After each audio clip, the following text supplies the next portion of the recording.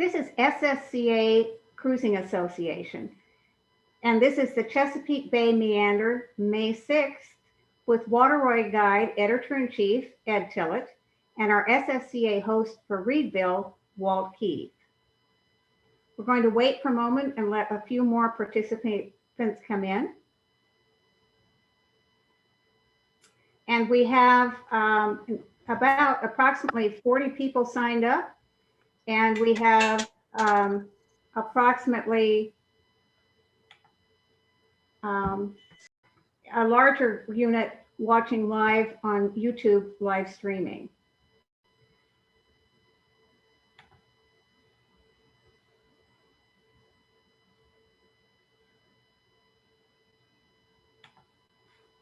I'd like to thank our sponsor, Nautic Ed. SSCA members get 2 trial courses, but it is an online course teaching beginners to circumnavigators, and certificates are provided. Our program today is the Bay. Waterway Guide is our sponsor, Ed Tillett, Editor-in-Chief and General Manager of Waterway Guide Media. He's going to talk passing through the Chesapeake Bay, Hampton, York River, Cape Charles, Deltaville, and points north. Walt Keith will then talk on Reedsville and the wonderful places you can go gun polling up in that area. There are pre-recorded webinars on Hampton and the Upper Bay. See the SSCA YouTube channel and ssca.org SSU on the website.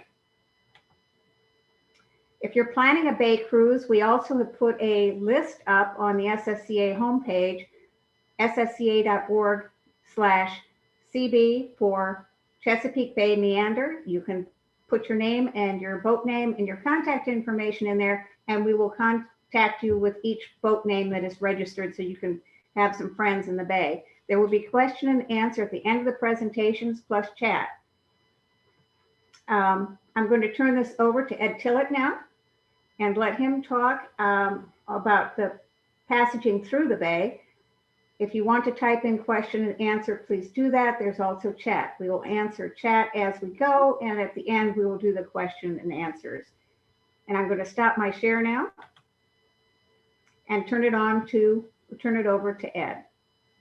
Thanks, Joan. I guess you can hear me okay. Walter, can you hear me there in Reedville? Yes. Walter, you must be muted, but that's not Reedville. There's a palm tree behind you, and there's green water coming in. That's not Reedville. That's okay. I think you're muted. Well, thanks for having us, Joan. It's really kind of you to put this together. I know as the SSCA coordinator for communications, you've been doubling down on trying to get information out, especially during this interesting year. And all of us are getting used to Zoom and whatnot. The nice thing about Zoom for me is that I can have a meeting and smoke a cigar, and I don't offend anyone, at least with the smell of it all. I'm sitting on the back of the Waterway Guide flagship, the 1947 Trumpy Adonia in Cape Charles. We brought her over here for some work this past 3 or 4 weeks. And I'm going to watch this. I'm going to swing over and show you, Gray, you're on camera. This is my co-owner of the Waterway Guide flagship, Gray Kiger, out of Norfolk. And we're sitting here. We finally got the boat off the hard, out of the ways. She is single planked, longleaf yellow pine. So she had to make up in the well over there under the straps. But we moved her to her slip, and we're here in Cape Charles, Virginia, which is our first trip to Cape Charles on Adonia, and we're going to have a lot of fun. And by the way, Walter, we're coming your way in Reedville this summer as well, so you're going to see us later in the summer. So when Joan and I first started talking about Chesapeake Bay Meander, I said, Joan, I really hope you'll give us an opportunity to talk from a Waterway Guide perspective about the Chesapeake Bay. I'm a native of Norfolk, Virginia, as is Gray, who I just showed you a moment ago. And he and his own boats and me and my boats and our adventures over the year has spent our entire lifetimes racing sailboats on the bay, cruising the bay, dropping anchors in gunk holes, generally enjoying one of the greatest cruising grounds in the world. Sometimes Grace and I sit on this boat with our families and our wives and whatnot, and we say, they say, oh, I'd like to go to the Greek Isles, or would it be nice to go to the Mediterranean? Yes, it would be. But do you know that the people from Spain and France and England come to the United States to charter boats and cruise the Chesapeake Bay because it's such a grand place? So at Waterway Guide, we have a Chesapeake Bay edition, which Joan showed you a moment ago. And we also have created a little document that I'm going to show you right now. And I'm not going to bore you with reading this, but I'm going to show you that we have extracted from our Waterway Guide resources, the 400-page Chesapeake Bay Guide, a little document called Passing Through the Chesapeake Bay. And it was originally done for friends of ours at the America's Great Loop Cruisers Association who find their way in the Chesapeake Bay and then make a decision whether or not they're going to spend some time cruising here. We always encourage all of our friends and cruisers to spend some time in the Chesapeake Bay. Some of you may know that from about I'm going to say 63 or 64 to about 1978, Walter Cronkite worked for Waterway Guide. He wasn't on the payroll, but he was paid an honorarium. His picture and forward to every Waterway Guide edition was published in all the Waterway Guide not magazines, but our books at the time, and some of our magazines, but our books with notes from Walter Cronkite. Why did he do that? Well, because he was a fan of the Chesapeake Bay. He sailed a great sailboat. I think it was ketch rigged. What did Gray? I think it was ketch rigged. All through the Chesapeake Bay. Wingy was her name, and he said something that resonated with me very, very early on in my boating life, and it was, you can anchor every single day for your entire life somewhere different in the Chesapeake Bay and never anchor in the same place twice or see the same sunset or sunrise. So it's that large of a cruising destination, and we've loved it all of our lives. So if you're headed to the Chesapeake Bay, we've got a little document that we'll ask Joan to distribute when we finish this webinar. But what we've done with this presentation is to show you some of the great locations that we find particularly interesting. And what I'm going to do with this document is I'm going to take you into Waterway Guide Explorer, which is at waterwayguide.com, and show you how you can plan your trips and find the information that you want to go through the bay. So let's start with the lower bay. If in fact you left Hampton Roads and you were going north, Hampton Roads being Norfolk, Virginia Beach, Chesapeake, Portsmouth, Hampton, that entire area where the James River comes into the mouth of the bay, the lower bay, you're going to be in about a 24-mile wide section of the bay. Weather is very important for you to assess and think about and analyze, especially when you come out of the James River in that large portion. You're right at the mouth of the Atlantic Ocean for the Chesapeake Bay, the mouth of the bay. Cape Henry is on the Virginia Beach side. Cape Charles, which is where we are, is on the eastern side of the bay, and it's really big in there. So pay attention to weather when you get into that. A lot of boat traffic coming out of Hampton Roads. Pay attention to the freighters, to the colliers, to all the big ships that are coming out. But it's extremely wide, and I'm going to click on this link right here and show you. Are we still sharing that part of the screen? Can you see the wide side of the bay there? Walter, give me a thumbs up if you can see that. Thumbs down. How about now? Still can't see it? Okay, Let me go. All right, let me go to a new share. Watch this. Now we can see it. Now you can see it. So you see that coming out of, and I'm on a satellite view here. Let me go just for fun to the NOAA view. By the way, I'm at waterwayguide.com. This is a free resource that you can log into waterwayguide.com. You can see just how busy it is. This is Hampton Roads Harbor. Destination is up here in Hampton, Newport News. The bay is very wide here. As I zoom out, you can see how wide the bay is. Fort Monroe to the left. I'm going to move my marina's view to fuel prices. You'll see all of the fuel locations where you can purchase fuel. And I can turn all of that off by simply going to the measuring tool. So see how wide from Fort Monroe over to Cape Charles.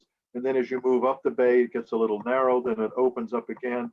And you've got all sorts of cruising grounds, Tangier Sound, you've got the Potomac River, the Rappahannock River, the York River, and we're going to cover some of those places now.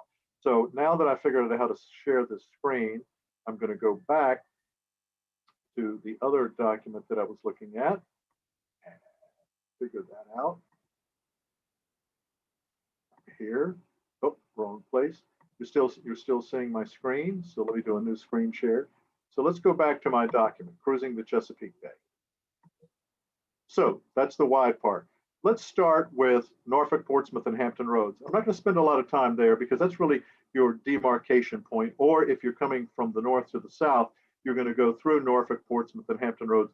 Plenty of places in there to, quite frankly, anchor, good marinas. You've got Norfolk Yacht and Country Club. If you're a member of a country club somewhere or yacht club, you have reciprocity there. You've got Waterside, downtown Norfolk, Tidewater Yacht Marina in Portsmouth. You've got salt ponds. Joan, you're ultimately familiar with salt ponds, don't you? Do you stay in salt ponds? Yes, we keep our boat at salt ponds. Perfect. So salt ponds is a nice little duck in. They dredged it about 3 or 4 years ago. Good water getting in. You've got Hampton, downtown Hampton Public Piers. You've got Blue Water Yacht Club over there, which is a great place as well. So that's Hampton. That's mile 0 of the Intracoastal Waterway. I want to go up to Yorktown and the York River. So I'm going to click on that link. And are you seeing Yorktown? No. Not yet? No, you've got to, I think you're not going to be able to share it the way you want to. That's right. So I'm going to change this to this look right here. And we'll go here. And now we're changing it. And we're now in the York River. Do you see the York River? There's the satellite view of the York River. And there's Gloucester Point in Yorktown. Do you see that? Yes. Okay, good. So if you decide to come into the York River, pay attention that Yorktown is a great destination. The facilities there are good. It's a great historical place. But if you come into the York River, I'm going to zoom in and I'm going to change my view. I'm using, again, waterwayguide.com. So I'm going to go to the streets view. And as it's loading and populating, you notice in downtown Yorktown, for lack of a better term, there's a slip in a marina right here, destination Yorktown. If you come into Yorktown, bear in mind that the current moves through here pretty quickly. So if you decide, and I'm looking at Navionics now, if you come into this breakwater, go back out to the NOAA chart.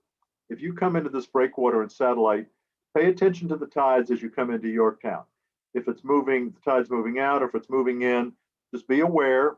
You can come inside the breakwater, call the dock master, and once you're ashore here, there's a great beach, some nice little bars along the street front, and then you've got the entire Yorktown National Park Service there, which is the, obviously the site of the Revolution, Lafayette, Washington, that whole deal. So Yorktown is a great little destination.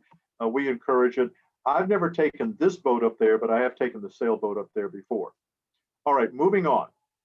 I'm going to go back to cruising the Chesapeake. I'm going to do a new screen share, and we're going to come back to the document and share that document. Okay. Now we're going to cross from Yorktown. We're going to go east and go over to Cape Charles, which is where I'm coming to you from today. It's a straight shot across the bay from the York River. It's about 20 nautical miles. On a slow day with no engine and a decent wind, you can get here in 3 or 4 or 5 hours. Cape Charles is lovely. It's kind of a coming on town. They've got some really neat restaurants and some cool places downtown, cottages. People are coming in from Hampton Roads and renovating their cottages. Cape Charles is a nice destination. We are now at the Cape Charles Yacht Center and the Cape Charles Town Harbor, and plenty of slips. The staff here are delightful. It's a quiet, peaceful town, live music going on, just a really nice stop. Nothing spectacular. It's not New Bedford. It's not, Belfast, Maine, but it's a nice stop, and we like Cape Charles an awful lot.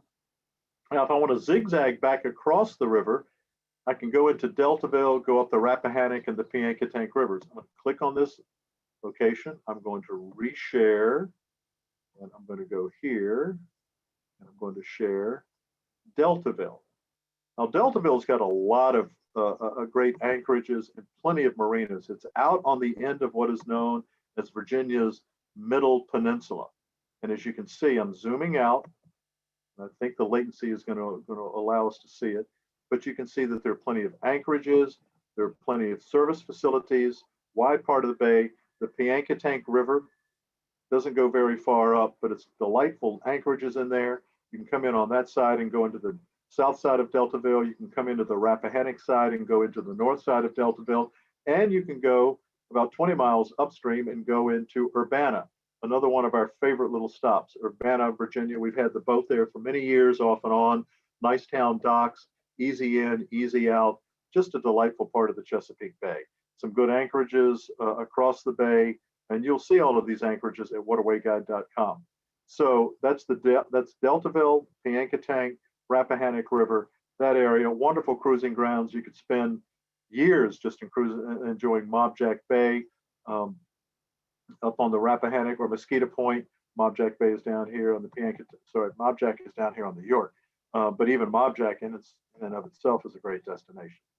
All right, so let's go back to the document. Do you have any questions yet from anyone? Joe? No questions, but be sure to look at the bottom of your screen where it says Q&A. Yes. And ask questions because we'll answer them. And also I will announce the winner of the random drawing. Okay. Most of the SSCA members are sailboaters, is that correct? We're a mix. We have mostly sail, but sail has power, and we have quite a few power boats and trawlers as members as well. Great. Well, all of these destinations that we've shown you, Walter, you know this, I've always looked at 50-mile days. That's what I like. I like a 40 or 50-mile trip when I go out, when I leave, whether it's on this old 1947 Trumpy, which makes 9 knots. It takes us 45 minutes to get off the dock. It takes us 45 minutes to get settled when we get there. And then we have 6 or 7 hours of cruising in between. We call it gentleman cruising, for lack of a better term, gentleman and lady cruising. So my old Tartan 33 was a 6-knot boat.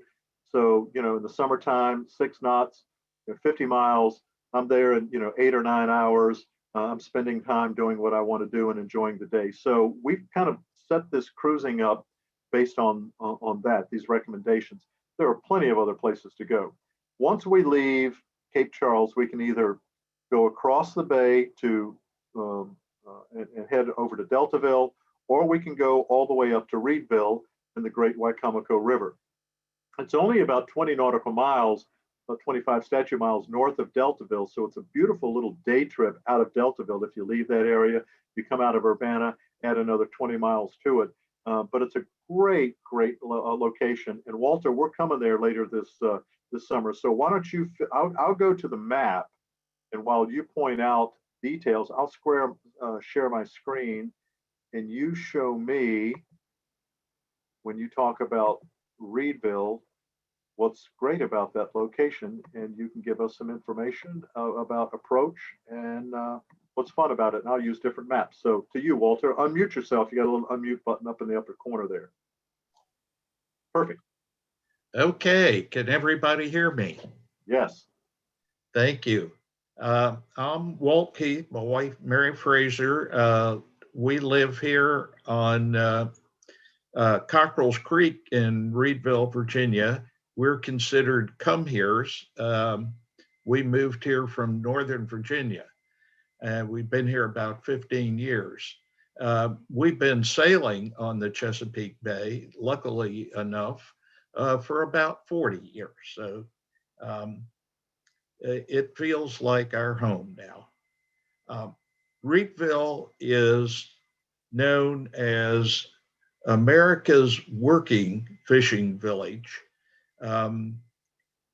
We have the Menhaden fishing fleet from Omega Protein here that operates 5 or 6 boats in this area in the Chesapeake Bay and offshore of the Norfolk area. It's been the heart of this community since 1874. And it's really provided a basis for boat building and other fishing and crabbing in the area. Reedville is, I'll just say, is worth a multi-night stay. There's lots to see and do here. When you come in off the bay into the Wicomico River, the channel is wide and it's deep. And you round Fleeton Point and turn north into Cockrell's Creek. And again, the channel is well marked with day marks, and it is deep. It's not hard to visually navigate your way through here. There's coming into the creek, if you keep the Reedville to your left and come straight ahead, you'll be in the best anchorage in Cockrell Creek. It's protected from almost every direction in a hard blow, and we never get much fetch or chop building up in this area, so it makes a good hideout. Although in the summer, there's usually a breeze blowing. As you come in the creek, there's Jennings Boatyard on your left. And if you need any mechanical work or have any emergencies, they're available. There's no fuel or pump out there. As you continue in, you'll see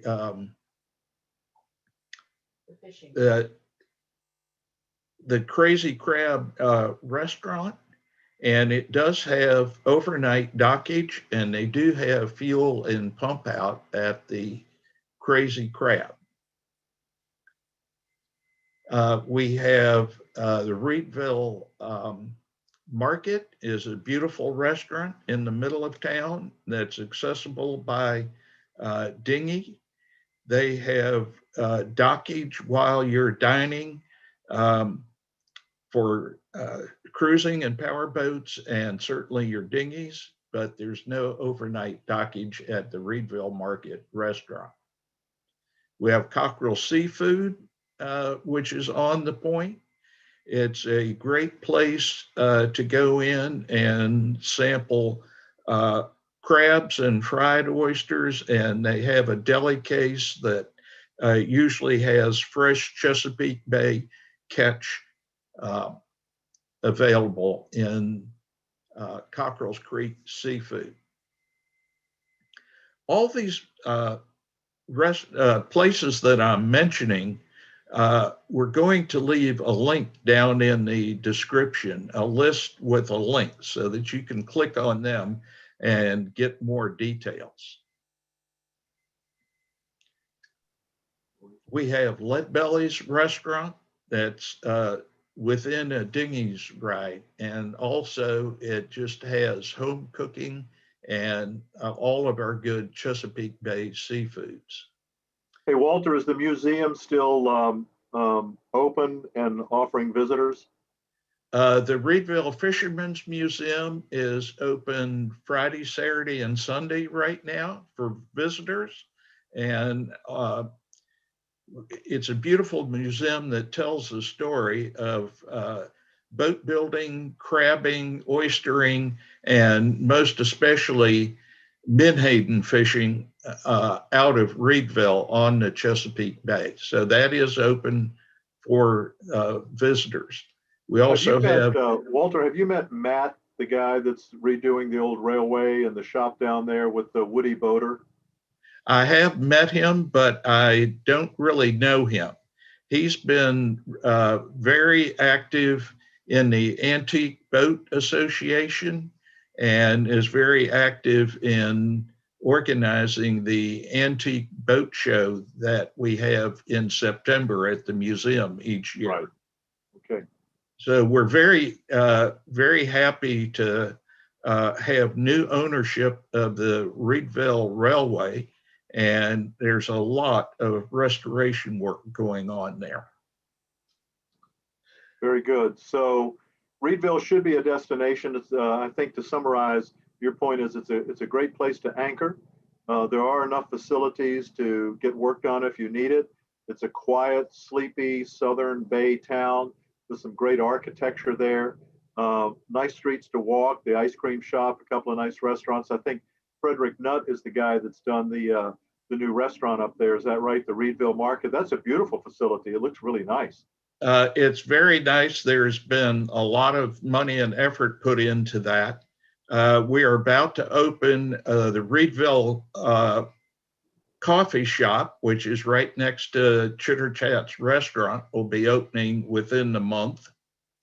And around the other side of the point, we have, let me get this right.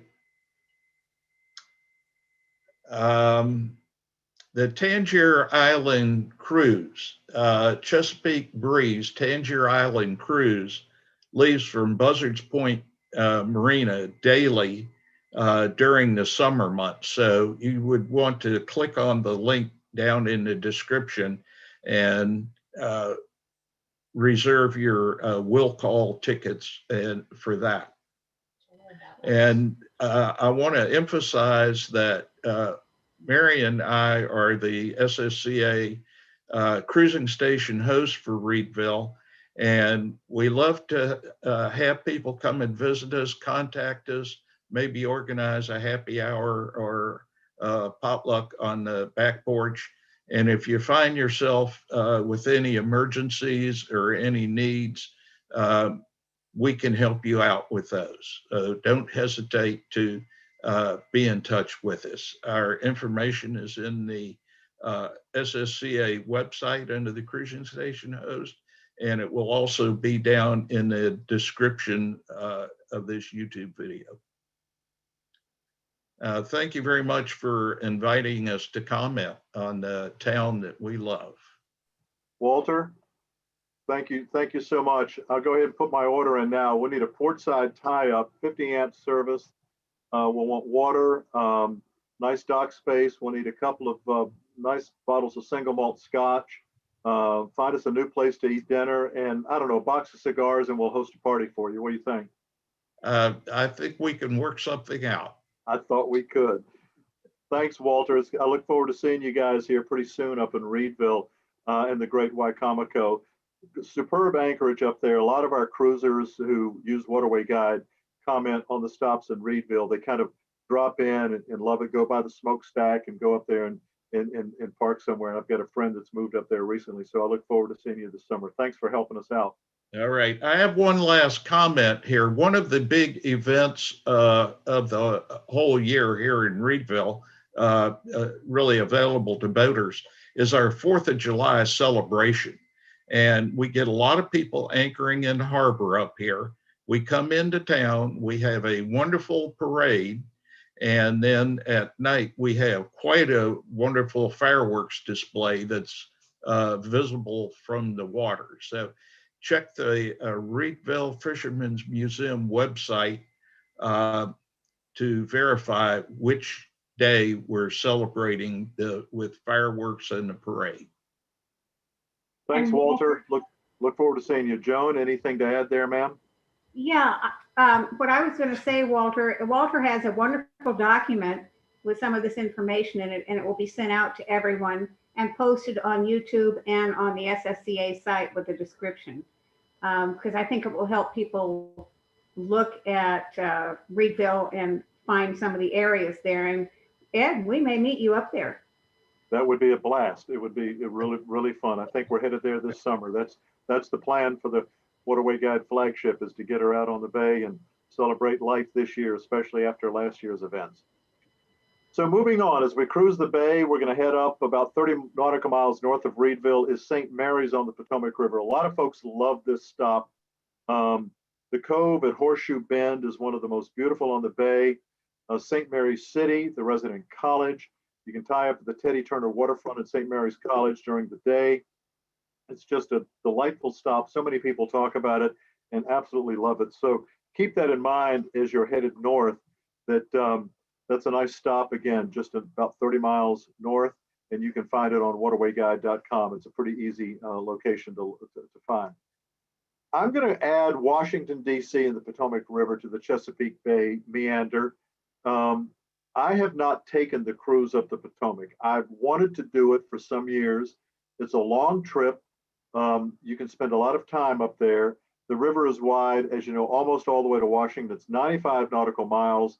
But once there, there's all sorts of great things to do. And of course, you've got Mount Vernon, National Harbor, Old Town Alexandria. If you're in American history, and the Potomac River, is not to be missed for those who talk about it. We've got Scott Berg is one of our cruising editors. He loves it up there. I've been on sections of the Potomac, but I've never left the bay and turned left and gone northwest up to Washington, D.C. But that's certainly a stop that you should consider if you have time to do it. Smith and Tangier Islands. What can we say about that? Tangier Island it's fading quickly, and it's sinking. The crabbing fleet there, the whole lifestyle, when I say sinking, it's literally being subsumed by rising water. And Tangier Island is not what it used to be. If you're out and about and you want a little adventure to go into Parks Marina, we got a review the other day. It's a little run down. Mr. Parks is now 90 years old, but it's a place that I grew up going to. I used to fly airplanes over there and land and pick up soft shells and fly them back to Norfolk and Virginia Beach, where I was from. And then we've taken the boat there many times. It's quaint, it's quiet, but it's quaint and quiet. That's where I'm going to put it at that. I'm not telling you that you shouldn't go, but don't expect a whole lot when you get there. Be self-sufficient. I think most people would agree with that, but you can immerse yourself in the culture there. Solomons and Pawtuxet River. I love Solomons, known as Solomons Island. I'm going to go ahead and click on a link to Solomons and reshare my screen to a new share. And here is Solomons. And I've always liked this. I used to come in here and anchor. But when you come in, there's Calvert Marina is here, Back Creek. You come into, let me put it on the NOAA chart here so that you can see it and get a sense of how you can approach it. As you come in, you can go around to the left of this island. You can anchor up in here. Let's turn on anchorages for a moment and show you. So you see there's a really nice anchorage up in this cove. If you turn left, if you turn right, there's plenty of marinas, plenty of spaces to go. And I like Solomons. It's a great town. It's another anchorage farther up. Any of these anchorages symbols at waterwayguide.com, you simply come up to the menu up here and click on anchorages. You'll see the details. But we like Solomons. We're planning to go there. I'm going to click it into Street View so that you can get rid of all the details. And you'll see as the Street View that there's plenty to do, plenty of creeks to go. And it's off the bay a good ways. It's a wide part of the bay there, as you can see. Pawtuxet River runs up under this bridge. If you want to know the height of the bridge to make sure, you can click on the Thomas Memorial Bridge. Let's see what the listing says. It's 140 feet, so no one's going to have a problem getting there. So you can go up the Pawtuxet that direction. I'm zooming out a little bit. Or you can stay inside. I'm going to zoom back in, everyone. Or you can stay inside the very protected water here. Plenty of marinas. There's a fuel dock right out here at the end. There's museums in town, nice little restaurants. It's a great stop. We like Solomons an awful lot. Let's go back to another location. I'm going to share screen again.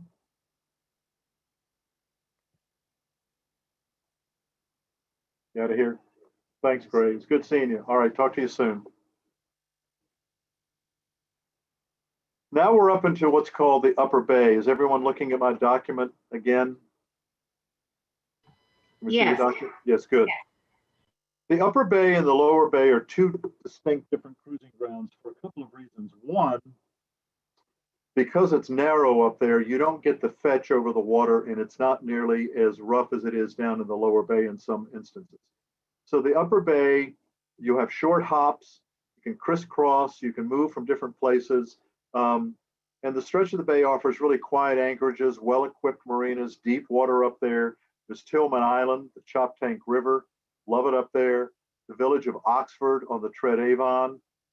Cambridge is really nice up on the Choptank. We're now into Maryland, we're out of Virginia. Herring Bay on the western shore, that's all on the eastern shore. And just to give you an idea of the eastern shore and western shore and the concept for anyone who has not seen the bay, let me click on, I'll click on this link. I'm going to reshare my screen. I'm going to come out here and just get a sense of how large and diverse the bay is. Since we're really talking about the Chesapeake Bay, and I'm going to turn off marinas. These represent all the different chapters in the book of Waterway Guide. Let me turn those off for a minute by using my measuring tool. So as you can see, the Chesapeake Bay, starting way down in Hampton Roads, Cape Charles, where I'm located down here, where you see the 13, very wide at Onancock. As you move up the bay toward Annapolis, it gets very narrow. And this is what Walter Cronkite was talking about so many years ago when he said that you could anchor in a different location every night for your entire life and never be in the same place twice. So as you cruise the bay, be aware that this wide part down here at Onancock, this large section of water, begins to narrow once you get north of the Potomac and start moving up into the bay, up toward Annapolis. Delightful, very pleasant, as they used to say, the land of pleasant living. It's so delightful up here. And while you get summer thunderstorms, you don't have nearly the number of opportunities for heavy water up here that you would have down in the lower bay. Now that's great for power boaters. For those of us who sail, we want 15 or 18, don't we? We want to make some speed over ground. We want to put a little reef in the main or not, put in 100 on the jib if you've got roller furling, or hoist it and make some way. But up here, it becomes considerably more quiet for power boaters. So we're looking at the Cambridge, Maryland section now. Cambridge, Easton, Choptank, the Miles River coming around down into St. Michael's, which is where we're going to go this year. Annapolis, which is a delightful stop. That's on our stop as well. As you look at the map, you can see that there are wonderful opportunities. Rock Hall is a great little stop. Chestertown, I think we're going to try to get up to Chestertown this summer. Moving all the way up the bay, Havre de Grace, until you finally get up to Chesapeake City. And I'm kind of moving a little fast on this because I don't want to bore you with the details, but this is the C&D Canal, Chesapeake and Delaware Canal, that allows you to go through here and come out into the Delaware Bay and start your way south as opposed to going outside. But in any event, the upper bay is very mellow, very enjoyable, and just a great number of stops up there. Using waterwayguide.com and the Explorer, which is no charge, I can click on marinas. I can then zoom in using the zoom in tool on the lower left corner, and marinas will start popping up, and you can see all of the great places to stop along the way if you want to stay in a marina, or you can click on, obviously, anchorages. Let's wait for that to populate. And there are all of your anchorages as they start to come in. I'm moving the map around a lot just to show you the geography of the location. So that is an overview of meandering the bay. Spend a lifetime on it, enjoy it. All of those locations are going to be in this document that I'm going to give to Joan, and she's going to share with you. Joan, I would like to segue quickly and talk a little bit about weather. And Walter, you're welcome to jump in anytime on this discussion if you have some insight. Joan, you as well, as you've cruised the bay. One of the interesting discoveries that I've made when cruising the Chesapeake Bay is that there is something called thermals or sea breezes, for lack of a better term. Actually, sea breezes is a meteorological term. We know that when we go to the ocean to enjoy ourselves and sit on the ocean front during the middle of the day, we often get a sea breeze. And that sea breeze is a direct result of the heated land mass that is behind us if we're looking east out on the Atlantic Ocean. The heated air behind us begins to rise, and the cool air from the ocean comes in to replace it as it's lifting. Heated air rises, cooled air replaces it. As that cool air comes in, we get a sea breeze, and that's why we like to sit at the ocean. In the evening, we get a land breeze. We're down walking on the beach 8 o'clock at night, and it feels very warm. The reason why is that the land mass is cooled up or has begun to cool quicker than the ocean water. The ocean water stays warm. It's so much more dense than the land mass, and that cool air is settling and is replacing, and the heated air is coming off the land mass and replacing. On the bay, it's the same way during the day. You can leave at 7:30 or 8 o'clock in the morning and have no breeze whatsoever on the bay. And you're in a great big stretch of water. You've come out of Reedville, you've left Reedville, you're headed across the bay somewhere to go where you want to go. And all of a sudden, about 12:30, 1 o'clock, 2 o'clock, the winds pick up and you start getting a breeze. And that breeze is a direct result of the heated air rising off the land masses behind you and that cool air off the water beginning to move. Sailors take advantage of that. Power boaters, on the other hand, find that all of a sudden they're in some chop, especially if you're in a small boat. So be aware of the weather day in and day out in the summertime, specific to thermals, land breezes, etc. On thunderstorm activity, it's very important that you pay attention on the Chesapeake Bay to forecasts out 2 and 3 days in advance. You will find that in the summertime, thunderstorms can come through, frontal activity, or what's called a short wave, a small low pressure system, and you can be somewhere you don't want to be very uncomfortable if you're in a wide section of the bay. I'm going to zoom out and show you how wide that bay is again. Look down here. When you are between this stretch from Reedville, Tangier Island, we mentioned a moment ago, all the way over to this part of the eastern shore, let's go ahead and put the measuring tool on that. Let me show you what I'm talking about. Just from Reedville all the way over to this part of the bay is 26 nautical miles. If you have a northeast wind or an east wind or a southeast wind coming across, this eastern shore doesn't give much protection. You've got a 26-mile fetch across the water. So if you are over here, so you've got a big section of open water, and everyone who's here knows what a fetch is. It's when uninterrupted, unimpeded airflow moves across a long stretch of the bay. Well, let's flip that around for a moment. I'm going to cancel from the measuring tool and watch this. What happens if I am way down south and I'm trying to go north? Every sailboater in the world knows that everywhere you want to go, the wind always seems to be on your nose, right? Well, think about what the fetch would be on a north wind on the bay if you left Gloucester Point, left Yorktown here, and decided that you were going to sail up to Parksley, up to Anancock, up to Reedville. You could have a fetch. Let's do this measuring tool again. If you had a south or a southeast wind, you could have a fetch across this entire stretch of almost 70 miles of moving air. Turn that around, you could have a fetch of 70 miles coming from the north. I got this big old 60-foot Trumpy into a north wind in the fall a few years ago. I didn't pay attention to the weather. I was in a hurry to get where I was going in Deltaville, and I got a beam of York Spit and an ultimately Wolf Trap Light, and I had north 18 to 23 on the bow of this boat. And it was not a comfortable ride for my guests, and it wasn't very comfortable for me as well. So pay attention to the weather, pay attention to your frontal passages.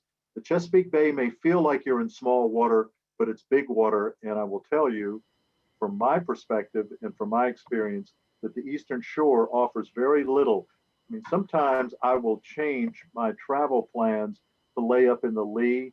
You know, I want to be in the lee of this shore if I've got a northeast wind. And if I get close enough, I'll enjoy a lee.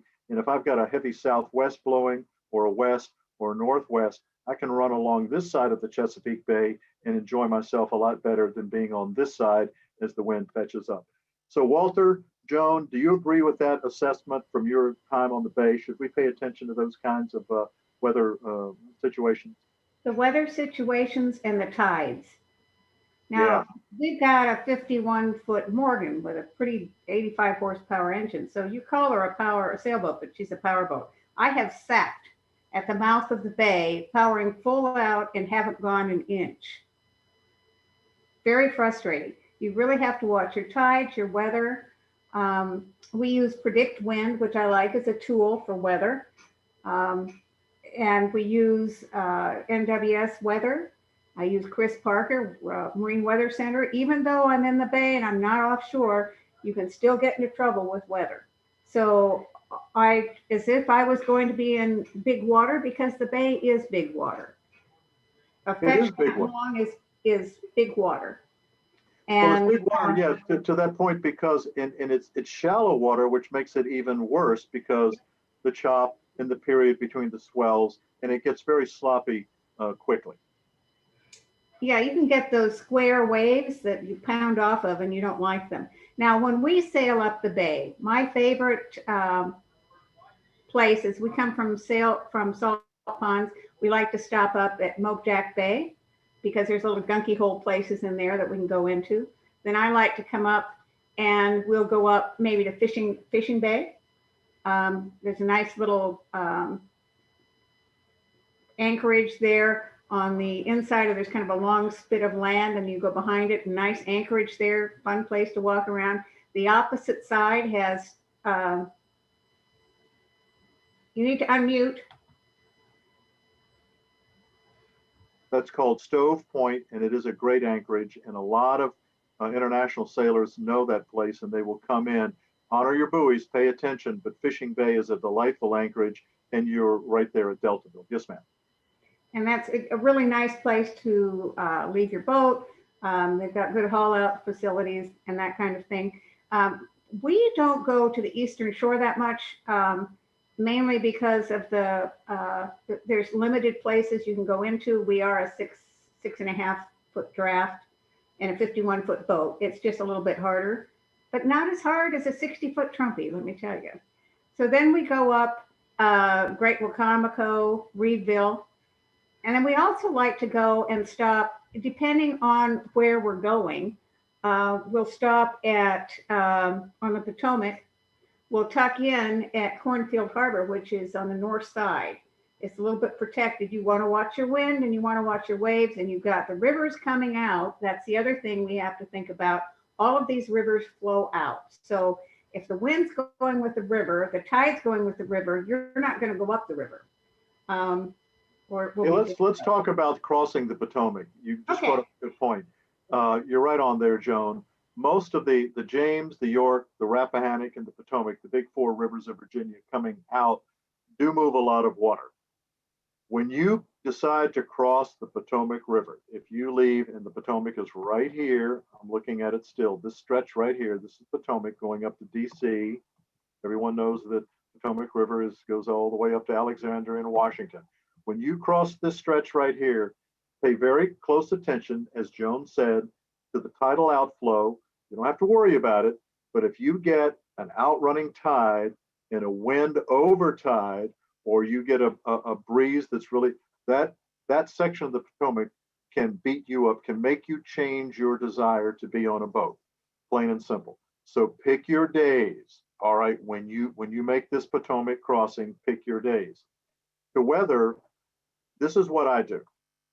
I look at the National Oceanic and Atmospheric Administration marine forecast for where I'm going to be, NOAA's marine forecast.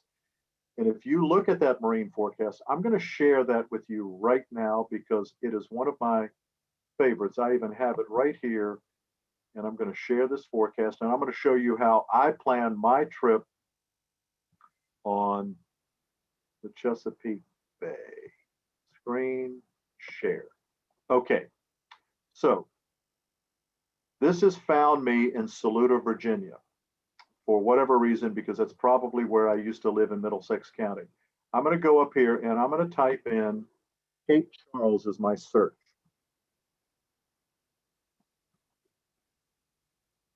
Cape Charles, Virginia.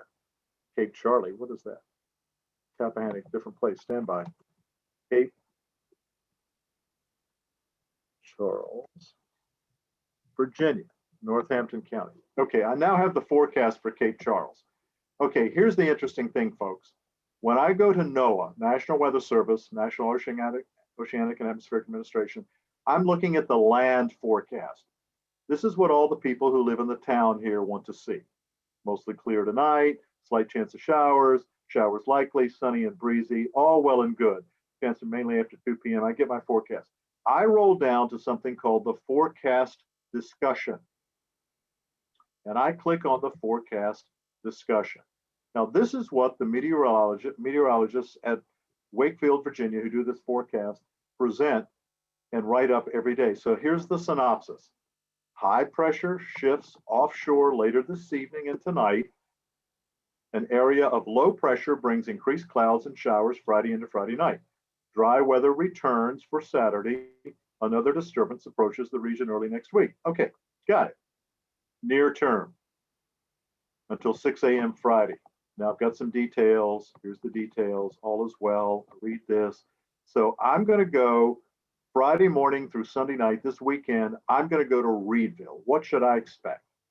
Well, the combination of the upper trough, and this is not difficult to unravel, pivoting across the region and weak surface low pressure developing along just off the North Carolina coast will result in a mostly cloudy sky with showers developing.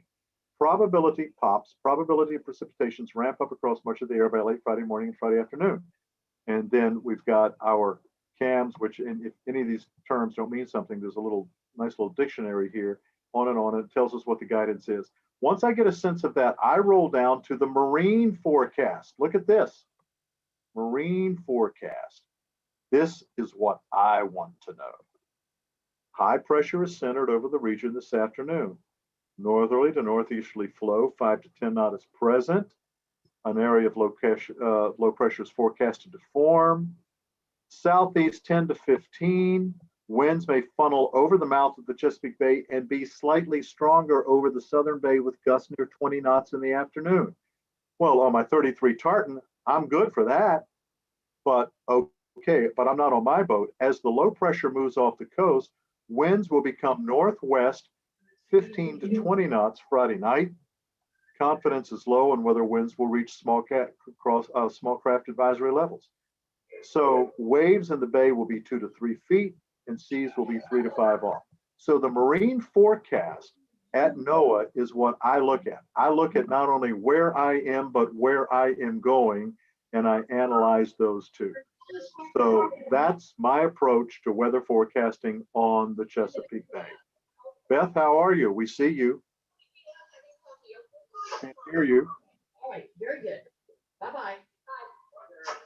All right, so that's my weather for Chesapeake Bay. That's the way I do it. And I'll tell you what, I look for high pressure because while I may be in a 60-foot boat, I only draw 4.5 feet. She's 16 on the beam, and I don't want to roll, and I don't want to dive into troughs. I just want to get where I'm going with no drama. So I pick the high pressure days, I pick the winds, and there's also one other forecast. If you look up Chesapeake Bay wind forecast, you will get something called a CPOF, and it will give you the wind forecast out about 18 hours. I use it religiously when I take this boat on trips and where I'm going. So that's my overview of the Chesapeake Bay. Use waterwayguide.com. I'm going to go back here. I'm going to share this screen and show you what I'm talking about. When you want to get a sense of where you're going and what you're doing, go to waterwayguide.com. Type in where you want to go if it doesn't recognize where you are. If I want to go to Rock Hall, Maryland, I type in Rock Hall. It comes up. I put it in the window. I hit go. And now I'm taken to Rock Hall.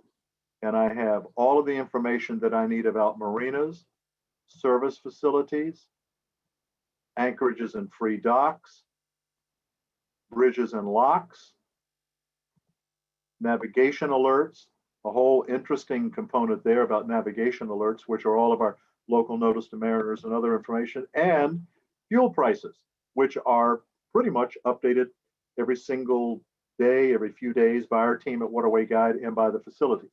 And if you want to know more about where you're going, you can look at a directory mode and look at the information here. I'm going across the top. We have a new Waterway Guide mobile app that you can download from the iOS store that has information in it that is no charge. You can also subscribe and buy content in it. We have a newsletter that goes out every Wednesday with all sorts of information in it, in addition to nav alerts on Friday. And then, of course, if you go to the shopping page, you can look at all the details, all of the Waterway Guide editions that we sell online as complete books. We remain annually updated, the only annually updated cruising guide still published. We publish 20 books and a magazine, as well as mobile apps, Explorer, that I've showed you at waterwayguide.com, and other information. So Joan, thank you for the opportunity to present to the folks who are here today. We value our relationship with Seven Seas Cruising Association. You're doing great work. You're in it every single day. Keep sending the emails, keep doing what you're doing, and remember, to practice safe boating, travel, and adventure on America's waterways. What better place is there to be? Thank you. Hey, Ed, thank you so much. And I'm going to introduce Beth. Beth is the cruising host up in Annapolis. And we just did a webinar for Beth with Beth and with some of our cruisers that actually took and showed routes up in the Northern Bay, and that's already recorded. And I want to thank Walter for his time talking about Reedsville. We'll have that presentation along with Ed's presentation. And I'm going to drop the share here and put up a screen here. We're asking people if they would like to sign up on the SSCA site. It's free for members, non-members, the Chesapeake Bay Meander list, and they can sign up. We'll keep them posted with who's going where as we find out, and share names and email addresses so that you can know who's on the bay. We do have a question and answer I want to touch bases on. And the winner of the Waterway Bahamas 2021 guide is Peter Galassi of Cobalt, Washington. And I think that means he wants to come to the East Coast and do some sailing. I hope he does. I want to talk on the question and answers. We have some questions. First of all, Craig Cox says, is there a Waterway Guide app for Android as well as iOS? Ed, can you answer that question for him? I can. At this time, we do not have the Waterway Guide app for Android. The mobile app is simply a way for us to package our information into a mobile application so that you can download it to your mobile phone. However, your Android device will log on to waterwayguide.com.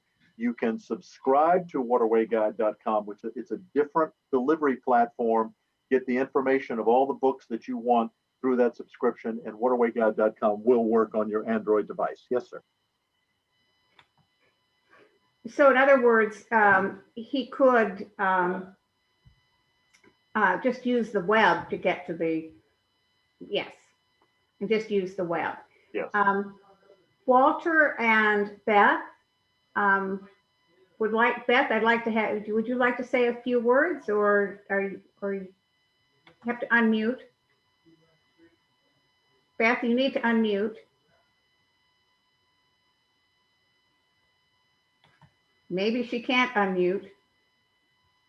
Maybe not. Walter, did you have any comments on the weather in the bay? Yes, I agree with checking the weather and being aware every day that you're out there.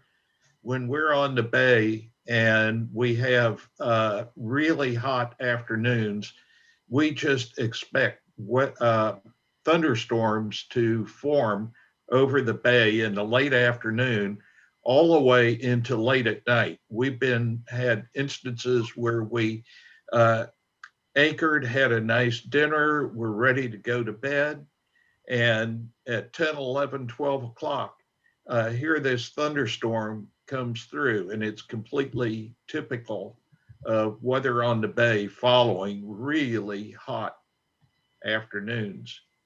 I have a comment about crossing the Potomac. I agree completely that you have to watch there's always water flowing out of the Potomac. And when we have a rising tide on the bay, and especially if we have a wind and a rising tide opposing that water coming down the Potomac, I have seen standing waves in portions of the Potomac 2 to 3, maybe 3.5 feet tall, but they are not wide. They don't cover the entire 7 or 8 or 9 miles across the Potomac. And you do not have to encounter them while crossing the Potomac. If you just alter your course a little bit to the east and go a little more up the middle stream of the bay, you can completely avoid those standing wave or any of those sorts of problems coming out of the Potomac. But you should always be aware crossing it. If you have to, if your plan is to turn up the Potomac going to St. Mary's or the Cone River or further up, then you really have to deal with it a little bit. Well, thank you for that, Walter. I also know that it's not a good idea to anchor on the south side of the Potomac River. It can be very lumpy. We did it not by accident. We had no other options, but it was not a fun night. Beth, do you have any comments? One of the things that I like to do, I'll go from the Potomac, we go up to the Rhodes River, and then we go up to Annapolis and further north. And that's where Beth is in Annapolis. Do you have any comments on weather or anchoring? No, I think just, yeah, I'm sorry that I was getting in here late today, guys, but work always calls. But so, yeah, I think, Ed, you brought some really good points up with the part of it I did hear. But I think, two things. One, I think maybe you mentioned this and I missed this, but we talked about a little bit when we talked about some of the anchorages in the Chesapeake, how the anchoring is different actually in the southern part of the bay versus the north part of the bay. And I think, Walter, you touched on this because, we are one of the conversations, we have a big mantis that, we used obviously in the Caribbean.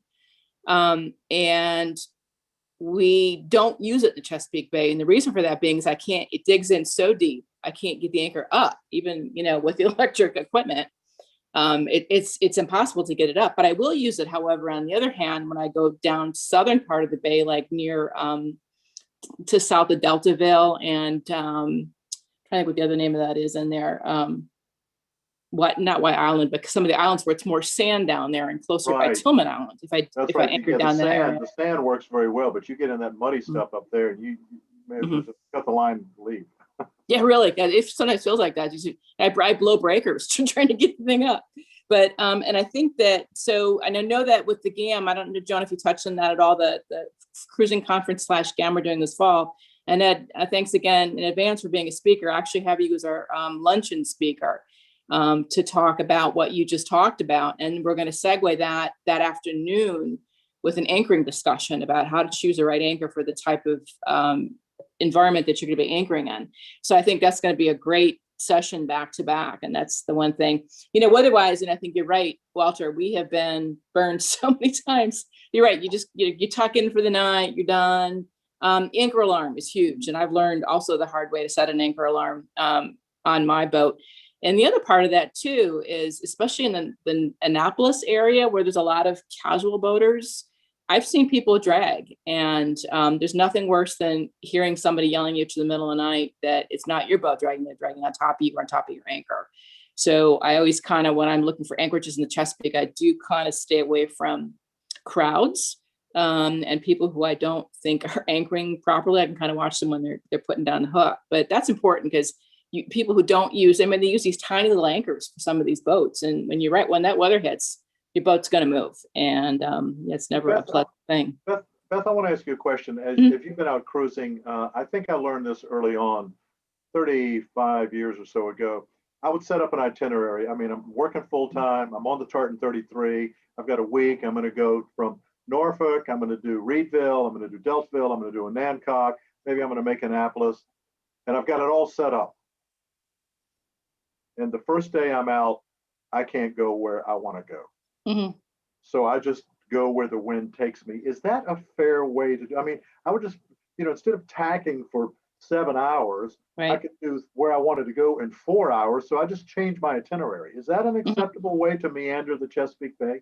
That's what I've been doing for the past 20 years up here. Well, I'm glad to hear that. Right. I'm not crazy. Good. Yeah, it's seriously. And there is current. People don't realize that, but there's, especially by the Potomac, but a lot of it, even the Texan, it's got a chunk of current, and I kind of stay away from the mouths of those rivers. But and there's and you're right. It's like you look at the weather's, and I always joke about Maryland as if you don't like the weather, give it a day, because it's going to change, and the forecast is often wrong here. So I think it's important as a cruiser to have an alternative of where you want to go. Some people have challenged me that over the years and said, well, if you said you were going there, just figure out a way to get there. And I went, well, but it's so much easier to go that way. The wind is blowing that way. I think I'll go that way today. I was going that way, but it's on the news, so I'm just going to go that way. So that's what we've done and enjoyed ourselves and discovered all these great places. And to me, cruising, and I will conclude on this, thank you, Joan. To me, cruising is finding new friends, finding new places, dealing with what you've got to deal with, and just adapting and go find it and go enjoy it. Then we have these stories to tell about the people we meet. We duck into Reedville, we meet Walter, we come to Annapolis, we meet you. So that's to me, when Joan said she was going to do a Chesapeake Bay Meander, that to me is meandering. Exactly. Thank you. And fly your burgee, because people know that you're 7 Cs. Yes. You know, Yes. I've had people come up to me and say, "Oh, you're 7 Cs, so am I. Of course, you burgee." Well, thank you all very much for joining for this discussion on meandering the bay. Sign up for the list. We'll keep you in touch, but be sure to get good charts, new charts, get the Waterway Guide 2021. Be sure you update all of your charts on your chart plotters and whatnot. Use the devices you can, watch for the weather, and enjoy the bay. And like Ed says, meander.